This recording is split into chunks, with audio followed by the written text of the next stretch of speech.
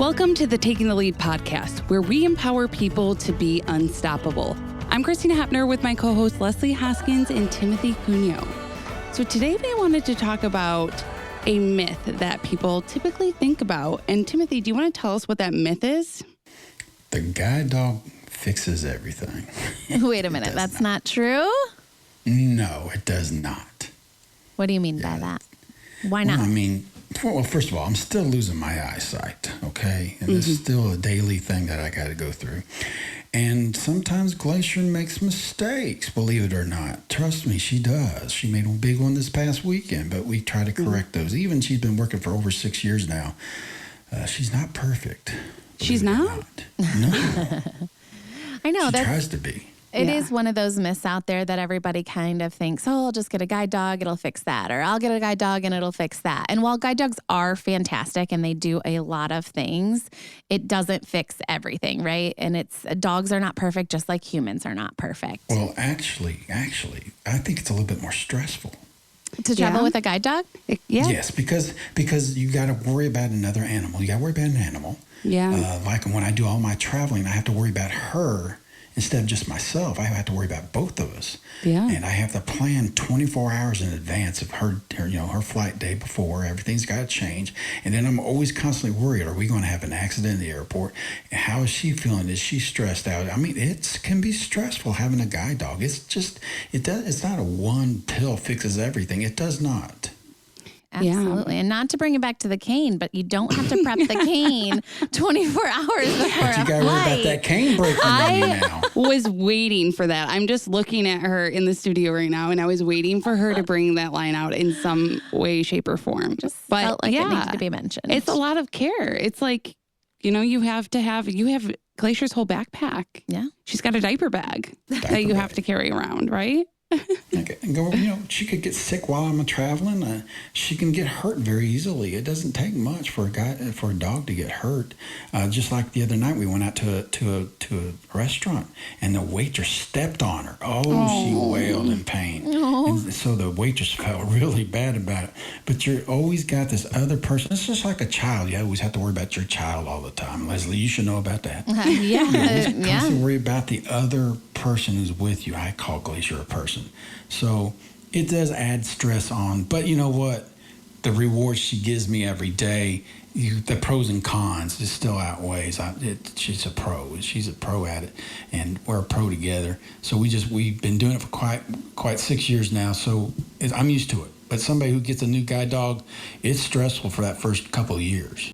Absolutely. And that's why there's so many things to consider when getting a guide dog. And there's a lot of other myths out there too, that it's, easy to get a guide dog. Anybody can get one. And that's really what we're here to talk about today. We actually have two experts with us, one from the guide dog world and the other from the O&M world, to discuss the International Guide Dog Federation applicant standards, or really more accurately, the conversation we're going to have today is things to consider before applying for a guide dog. Yes, today we have Tina Godetier and Erica Erke. Tina is the Director of Guide Dog Services and has over 17 years of experience. And Erica Erke is now the Director of Client Strategy and Experience and has almost 20 years in O&M. Good morning, Erica and Tina. I am so glad you guys are on here. We'll start with Erica. Can we go over and review the requirements of somebody trying to get a guide dog?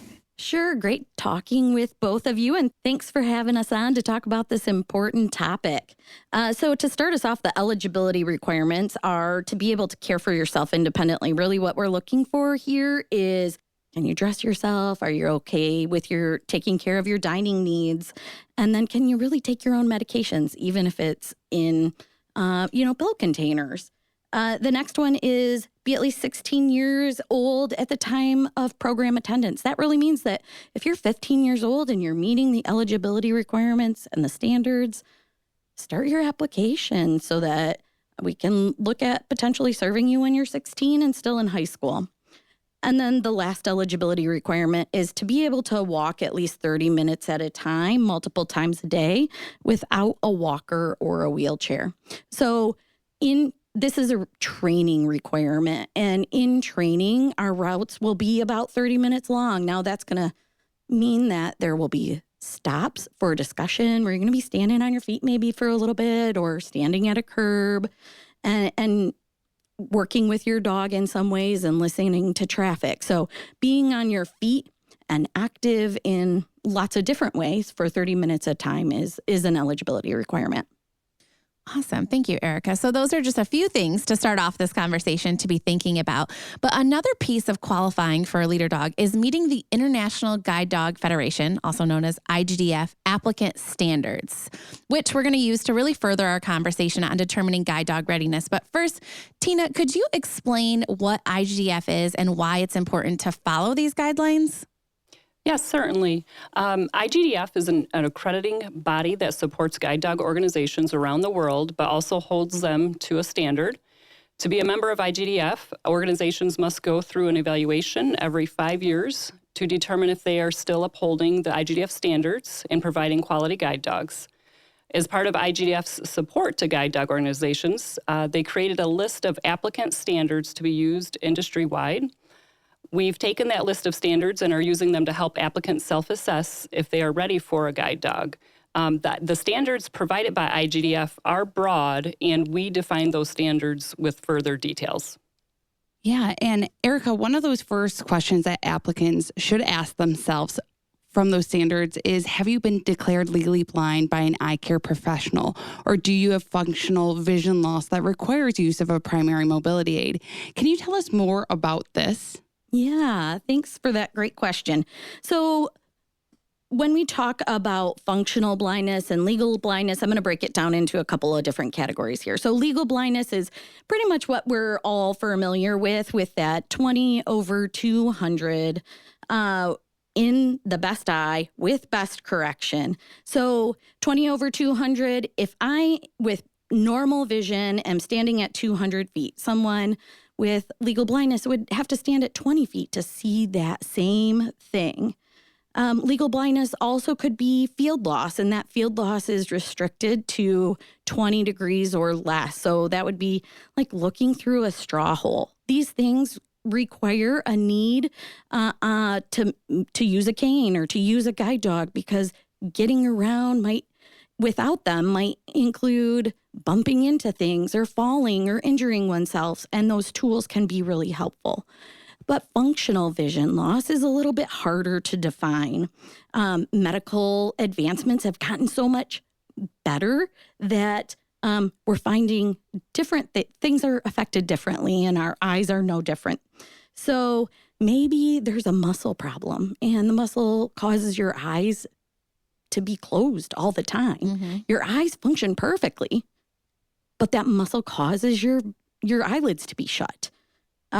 Perhaps your eyes are very healthy, but there's a brain connection that it's not communicating to your eyes. So your eyes can't see, and your brain can't process what your eyes are seeing. So that could also, that's functional blindness and can cause some mobility limitations as well. So, Erica, another consideration somebody should have is if they can go to a place by themselves, a destination. Why is that so important? Wow, Timothy, I think you said it best. That when you're walking with Glacier, there's so many other things that you need to be aware of. So when we're talking about these standards, it really means that those routes are in place, that somebody can get out with their white cane or with their guide dog and they know what to do. They don't really have to think anymore about when I'm listening to traffic, I know how to cross the street, or when I turn my body in a certain way that I've changed a certain direction. Having those routes and traveling to places with your white cane is the basic minimum to then excel in being a guide dog traveler. Oh my goodness, there's already so much to think about. But another thing that we want to talk about, and really this is such a huge piece of it. And you know me, I love to talk about the cane. I love to talk about orientation and mobility, but this is such a huge thing to think about. The importance of orientation and mobility prior to guide dog. Can you explain why somebody needs to be confident in their O&M skills to really be ready for a guide dog? Yeah. So just like I'm going to elaborate a little bit more on just what I was talking about. So orientation and mobility is the basis of guide dog travel. And that confidence when you're traveling with a guide dog works in tandem with a guide dog. So and it's a partnership. So if we're working together, that confidence with those orientation mobility skills is what the person brings to the partnership. The guide dog has other skills that it brings to the partnership to make the team work like a dream. So all together, that orientation and mobility skills really need to be solid. I'm talking about the problem solving. So if I veer up a driveway, can I listen to the sounds that are going on to get me back on track? Or they just need to be second nature to take the most advantage of being carefree and independent with a guide dog. Absolutely. And now we're going to talk more about specific guide dog readiness skills. So we're going to go back to Tina. So Tina, one of the guide dog readiness questions is, can you walk comfortably for at least 15 minutes at a pace of 2 miles per hour? So can you tell us more about that and what that means? Yeah, so walking at least 15 minutes at a time and at a minimum pace of 2 miles per hour or 3.2 kilometers per hour, that is the minimum. And when we talk about the miles per hour, we're not going to be going out and measuring somebody's speed or their pace. But if the pace is lower than that, typically the dogs that we use, they cannot walk or work naturally at that lower pace. So it would be difficult for us to find a dog match in that case as well. So we want to make sure that there's at least 15 minutes at a time that somebody could walk and work with their guide dog and kind of keep that pace up as well. Okay, Tina, let's talk about daily routines. What are some of the things that people should consider on their daily routes? How often and how long should they be able to walk on these routes? Yeah, work for a guide dog team must include a minimum of 2 walking routes that are at least 15 minutes long, like I mentioned earlier, and are used at least 5 times per week. And at least 1 route should be outdoors and walked 3 times per week. We make mention of that because sometimes people, they might work in a large office building or wherever they work, and the dog might guide them indoors and they receive a ride to work. And that could be 5 days a week, right? But we want to make sure that the dogs and the team, the handler and the dog, that they are getting out and working outside every day as well to keep those skills up. So this should be for the working life of the dog. And this is the bare minimum for meeting the standard. So if somebody tells us that they do more and they're capable of doing more, that would be our expectation. And we would match that person with a dog that needs that work and activity level. And that makes total sense, right? We want to make sure that the dog is maintaining its skills, getting good exercise, which also, and we've talked about already a little bit of the physical standards that we're expecting of our clients. But another piece of that too is really being able to manage a large breed dog and the commitment of a guide dog. So could you explain more about what you want people to think in these regards? Yeah, the people, they need the physical ability to manage a large breed guide dog. We use labs, golden retrievers, and crosses of those 2 breeds, which can be anywhere from 50 to 75 pounds, give or take, of course. Mm-hmm. And their handlers will need to handle sudden movements from the dog. At the end of the day, no matter how well trained, dogs are still dogs. And they will do dog things that are natural to them and that are instinctive to them. So they're going to make mistakes, kind of like Timothy mentioned earlier. They will get distracted. They'll get confused at times. They can make a choice to pull towards something that they find interesting or exciting, or they might try to turn in a different direction than what the handler was anticipating. So always being ready for that and having that physical ability to handle that should the dog pull. They can be very strong. So, and also while the team, the handler and the dog, while they're new, these behaviors from the dog could be higher than normal for that particular dog until the team has bonded and becomes seasoned. And a brief explanation on the team being seasoned would be where the dog and the handler have been together long enough, typically at least at the minimum, at least 6 to 12 months, if not longer, where they know each other well and have a good relationship, both working and outside of guide dog work. Yeah, and Tina, you kind of just touched on this a little bit, but relationship skills are something that someone would need to have because you have to build that bond with your guide dog and serve as the primary caretaker, providing that daily physical and mental stimulation beyond guide work. So can you tell us a little bit more about what this means? Yeah, so I'm going to probably have a little bit of a long explanation here and go over a few pieces. They should be able to clearly communicate to the dog, which we'll teach in guide dog class, including using food rewards and positive reinforcement, as well as read the dog by feeling their movements, learning their habits, and how they're communicating to the person. They must be the primary caretaker of the dog. While I always advise that someone else has the knowledge of how you care for the dog, their daily schedule, their feeding amounts, their bathroom schedule, and so on, in case of emergency, or urgent situation, it's always good to have a backup plan.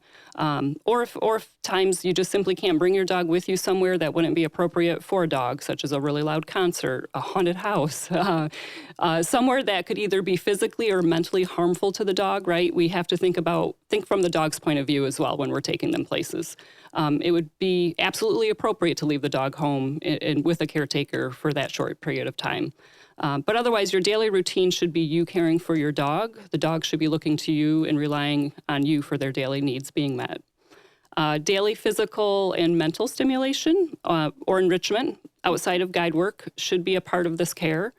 Now, we really want guide work to be one of the most fun things that the dog does each day or almost every day, right? But we want the dog to enjoy their work, and if they enjoy it, they'll continue doing it and doing it well. However, after a long day of work, or any day for that matter, the dogs deserve to be off duty and have fun every day. That could be time in the backyard or another secured area playing with a toy and their handler, playing with another family pet, or just allowing them to sniff around and having appropriate chew toys inside the home, playing inside the home, and just being a part of the family. And it's okay for other members of the family to play with the dog as well. I've had that question before, so I figured I would mention that the dog should be part of the family and other family members can enjoy having that dog around as well. Can I add in here real quick that, Tina made a great point about that there's places that you don't necessarily or shouldn't take a dog and that you should give them some downtime. That's also the reason why we have included in the standards the cane. Yes. Right. I'm joining Team Leslie, right, as an O&M specialist. Been on that team, but that's really why people need to keep up those backup skills. But also because of the teamwork, sometimes there's going to be times where a dog can only tell us or communicate so much. So got to whip out that cane to help support the team. Thank you. It's so nice to have somebody else on the team. Yeah. Right, Timothy? I've done it a lot. So, Tina, considering somebody's home and their environment, what is the most safest and the most happiest environment that these guide dogs can have? What are we looking for? Well, the home environment, like you already mentioned, should be safe. Must include adequate space for a dog. Must be free of aggressive animals, pests, and access to harmful factors, including but not limited to excessive smoke, chemicals, medication, and clutter. Now, we all know that every home or just about every home has chemicals and medications. That is fine, but they just can't be accessible to the dog. So I always remind people to basically have their home puppy-proofed, especially when first arriving home with their new guide dog, but really always. Even the dogs we trust won't get into something. It only takes that one time, and it could have a very bad outcome.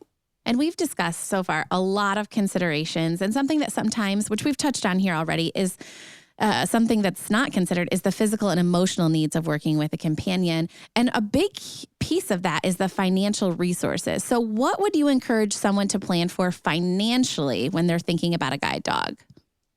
So, yeah, they'll need to financially provide for the dog's routine health and well-being, including a commercially available, complete and balanced kibble dog food diet. Home-cooked or raw diets are not acceptable.